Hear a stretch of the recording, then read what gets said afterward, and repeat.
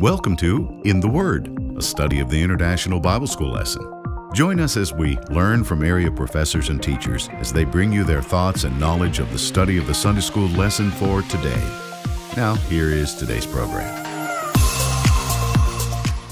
Good day to all of you, and welcome to our next lesson in the Word. We're so grateful that you join us. For those of you who are teachers, we consider it a great partnership to be with you in the preparation of lessons week by week. And to those of you who are simply students of the Bible, we feel in partnership with you as well as we continue to encounter God's will and God's Word in our studies in the Word. We have a special privilege this time around welcoming Dr. Barry Blackburn to our lesson series. Dr. Roberts will continue, as will I, to be part of our lesson series, but Dr. Blackburn is also going to be joining us. So, Barry, welcome. Thank you. It's a great honor to be asked to participate. Great. Now, you've had a lengthy teaching career at a couple of different places, but you were mainly at what institution? Point University, which used to be called Atlanta Christian College. And I still teach there, but live in Johnson City, so I'm an adjunct professor at Point University. And I've taught a few adjunct classes at Emmanuel Seminary. Very good. Well, we're glad you're in the Johnson City, Tennessee area where we're headquartered, although people watch us from all over the place, so that you get to be part of this lesson series. So thanks for joining us. You're most welcome. Now, we have a series of lessons here for the next couple months about the faithfulness of God and our faithful response to God. Last week, when Dr. Roberts and I were doing the lesson, we had the familiar but somewhat difficult story of Lot and the difficult circumstances he found himself in living in the cities of the plain, Sodom and Gomorrah.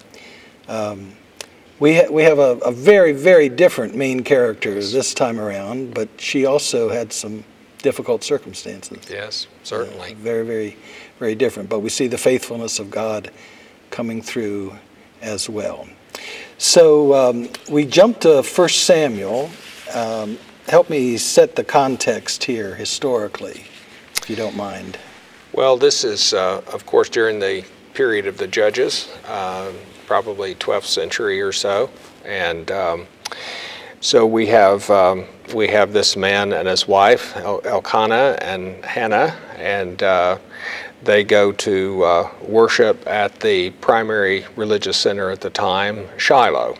So this is before the temple had been built in Jerusalem. Yes. And the tabernacle can be placed wherever, and Shiloh seems to have been the center. Right. Yeah. Description of that's given in the book of Joshua when the tabernacle is set up in Shiloh. Yeah. Now this is a period of Judges, which we remember as a very unsettled period, politically, militarily, morally, spiritually, right. In every way, kind of chaotic. This family seems to be kind of a calm in the midst of the storm. Yes, absolutely. Yeah, very pious family. These are people that are, easy to love. Yeah, true. Now, that just because they're a pious family doesn't mean they're without their family challenges that we all experience. And the challenge seems to have been the result of the practice of polygamy in those days. There is another wife, isn't there? Yes. Yeah. Right. That was common? Yes, it was common. Many of the patriarchs that we know and love had multiple wives, and it often created problems. Yeah. And it did here as well with the other wife, Peninnah. Apparently, she was very fertile and had a lot of children, and Hannah was not able to have any. Yeah, we don't hold her fertility against Peninnah. But she also appears to have taken it out on poor Hannah with some taunting and provocation and some scorn over her barrenness. And I mean, we need to take that issue very, very seriously, because in that culture, barrenness was taken as a terrible moral flaw or punishment from God. Right. Yeah, The woman was always to blame. Yes. And to be honest, we haven't really worked past some of the very difficult issues surrounding fertility, especially for women, even today, yes. even in the church. And I think one of the things we need to think about in the background of our discussion today is just the challenges that we all face, but I think especially women, in that complicated area. And even in our modern society, there are so many women whose feelings of self-worth and value are tied up in their children and their family. And or lack thereof. Or lack, and that's exactly right. So it's very, very painful for many, many women who are not able to have children. And so for that reason, one of the things we want to focus on in our discussion today is the genuine grief that Hannah feels. Right. And the biblical text highlights that grief. Yes. With a whole torrent of synonyms, just trying to describe the anguish and grief that her childlessness left her with. Yes. So, those are important issues. But as usual, when we read a text like this in the Old Testament, we can also catch a glimmer of the nature of God, who is present in the midst of our most difficult circumstances. Right, exactly. So we'll be looking for that as well. Well, literarily, we have moved to a new section of the Old Testament. We were in Genesis last lesson, which is in the Pentateuch, the Torah, the books of Moses. And now we've moved to a section that we call history, but that the Israelites called former prophets. They saw it as part of the prophets. That was a big surprise to me when I first learned that, and it was instructive to me because it reminded me that Israelites very clearly saw human history as an avenue of divine revelation. Right. And Samuel himself in the New Testament is regarded as a very important prophet. Yeah. Called such. Yeah. So we'll look for intimations of the nature of God shining through this historical but prophetic book that we call 1 Samuel. Our text starts in chapter 1 of 1 Samuel, but not till verse 9. So let's catch ourselves up real quickly to what's been going on here. We're introduced to the family that you've already reminded us of, Elkanah, who is a Levite, the family from which the priests were drawn. But since Levites did not have a tribal allotment of their own, they lived scattered throughout the land. Right. And Elkanah's family appears to be living where? In Ramah. But apparently there's more than one Ramah. There is the one near Bethlehem that is mentioned by the prophet Jeremiah when he talks about weeping in Ramah. Oh, right. But this Ramah seems to have been a good ways to the west of Shiloh. So it would have been a pretty good trip for this family. And Shiloh and evidently this other Ramah are in the large tribal allotment of Ephraim. That's exactly right. And so that's where Elkanah's family is living. Hannah is the other main character here, and you mentioned Peninnah, the other wife as well. We talked about the reality of polygamy and the reality of childlessness. So one other thing maybe we should mention by way of intro is that when they go to worship, they're going to Shiloh. Yes. Just to reiterate that's where the tabernacle is, and that's the one place that they're to go for worship, right? Yes. This is long before David conquered Jerusalem and moved the ark to Jerusalem. That will happen in the books of Samuel eventually. We're getting close to that, but it hasn't happened yet. Well, let me read our text then, 1 Samuel chapter 1, starting in verse 9. Once, when they had finished eating and drinking in Shiloh, Hannah stood up. Now Eli the priest was sitting on his chair by the doorpost of the Lord's house. In her deep anguish, Hannah prayed to the Lord, weeping bitterly. And she made a vow, saying, Lord Almighty, if you will only look on your servant's misery and remember me, and not forget your servant, but give her a son, then I will give him to the Lord for all the days of his life, and no razor will ever be used on his head. As she kept on praying to the Lord, Eli observed her mouth. Hannah was praying in her heart, and her lips were moving, but her voice was not heard. Eli thought she was drunk, and said to her, How long are you going to stay drunk? Put away your wine. Not so, my lord, Hannah replied. I am a woman who is deeply troubled. I have not been drinking wine or beer. I was pouring out my soul to the Lord. Do not take your servant for a wicked woman. I have been praying here out of my great anguish and grief. Eli answered, Go in peace, and may the God of Israel grant you what you have asked of him.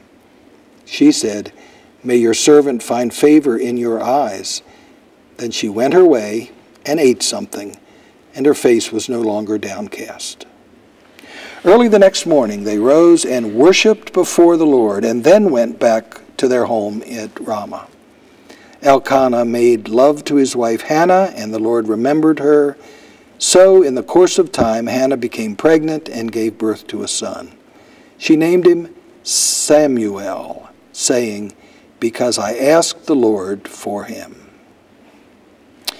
Well, this is a fairly familiar story because it has lots of resonance, foreshadowing with some of our New Testament stories, doesn't it? Yes, absolutely. You can't help but think about, somebody like Elizabeth in the Gospel of Luke, who she and her husband had prayed for a child for a long time. And in fact, you can't help but think about Mary as well, because when she finds out that she's going to be the mother of the Lord, she sings this song found in the Gospel of Luke that sounds very much like Hannah's song in chapter 2 of 1 Samuel. Right. And then there's Luke makes a direct connection between the child who's born in this story, Samuel, and the child Jesus. That verse, Jesus grew in wisdom and stature and favor with God and humans, is almost a direct quote from a verse again in 1 Samuel chapter 2. Exactly. So there are strong threads, kind of trajectories that are established in this story that are going to turn up again early in the Gospel of Luke. Well, verse 9 is very important for setting the context in a number of ways. First of all, you've already mentioned Shiloh as the focal point of Israelite worship during this period of time because the tabernacle was positioned there. What about this eating and drinking in Shiloh? Did they just take, picnic lunches with them when they went to worship, or what's going on? Well, the Old Testament, of course, discusses various kinds of sacrifices that would be offered at the sanctuary, and one type of sacrifice that was offered was called a peace offering. And the peace offering might be a thanksgiving offering. It might be a votive offering where a vow has been made and now is being fulfilled. But at any rate, in these different peace offerings, the priest got certain portions of the animal for their food, and then the family who brought the sacrifice would take the rest of the animal and they would cook it and eat it right there in the vicinity of the sanctuary and have a meal. And so that is apparently what happened in this case. Okay, this is sounding an awful lot like potluck after church, Barry. Are you? Yes. You realize that, don't you? Okay. Yes, I do. Okay, but this isn't just a potluck. This is the actual food of the animal that had been sacrificed. Right. And it's a ritual meal. Yes. A religious meal, not just Not just a meal. The people are having fellowship not only with one another, but also with God. Okay. They are sharing in the altar, as Paul would say much later. Mm-hmm. Okay, so that's the eating and drinking. That's a ritual meal. We're introduced in verse 9 as well to Eli the priest, who's a very important person in the early chapters of 1 Samuel. He is the high priest at this time, Yes. descendant of Aaron. And there's going to be a crisis that emerges in the upcoming chapters because neither of his sons seems morally or spiritually fit Right. to accede to the high priesthood. Yes. That's for another lesson, but Eli is a very important character here and seems to be present then in the sanctuary. The phrase Lord's house at the end of verse 9 is a little confusing, and the reference to a door post. The tabernacle, of course, was a tent and a building that could be moved fairly easily. The word house here suggests a more permanent structure, and Right. to be honest, we just don't know. Had they built a permanent structure around the tabernacle, adjacent, connected to the Right. tabernacle? Right. The word doorpost isn't so much a problem because the tabernacle did have posts that held up Right. the curtains. But Right. at any rate, there's some discussion over that. But Exactly. do we need to talk about that anymore? I don't think so. we think it's related to the tabernacle. Well, verse 10 introduces us to Hannah's deep grief. Although her standing up and leaving the meal is probably symbolic of that grief, wouldn't you guess? Yes. She just can't eat Right. because of the grief. But verse 10 is going to begin this series of words that just try to describe the depths of despair and grief that Hannah has. Let's just use this opportunity to look at this overwhelming list. So we have the phrase deep anguish in verse 10. Help me find some of the others there. 11 has the word misery. Misery. Mm-hmm. And then down in verse 15, Hannah describes herself as a woman deeply troubled. Yeah, deeply troubled. And Pouring then out her 16. soul. Then 16 has two terms: great Yeah. anguish and grief. Yes. I guess that's it. Yes. So anyway, what a kind of a flood, a torrent of vocabulary, each one a different word trying to describe the depths of this. And I think this is a good reminder of something we briefly talked about in our introductory conversation about the seriousness with which we all need to take childlessness. Right. Yeah. And the way it affects people that we know and love. Yeah, it behooves us to really show lots of compassion and love and sensitivity toward women and also their husbands who are not able to have children. Right. Or at least have not so far. Right. Yeah, it's interesting. In the earlier verses that are not in our printed text, Elkanah, Hannah's husband, tries to take seriously her anguish over childlessness and knows that this is a struggle for her, but does it in what I'd have to say is a kind of an insensitive way, right? When he asks the question, aren't I more important to your psychological life, your emotional life than 10 sons could be? Yeah. Well, there's kind of a male arrogance there, husbandly arrogance that doesn't show us in a good light. Yeah, I doubt that brought a whole lot of comfort to Hannah. How could she possibly answer that question? I guess she could have said, well, I love you. Clearly, I'm your beloved. So, yes, you're very important to me. But to be honest, no, you're not. You're not more important to me than a son would be. Yeah, you're in a different category. Right. And I think in our male arrogance, I can see myself saying, something like that. So you're right. The pressure is on for us to be extremely sensitive. Yes. To the complications of childlessness and the longing for a child. Well, the other thing that's highlighted about Hannah here, besides her deep, deep anguish, is her deep spirituality, yes. Evidenced in her prayer life.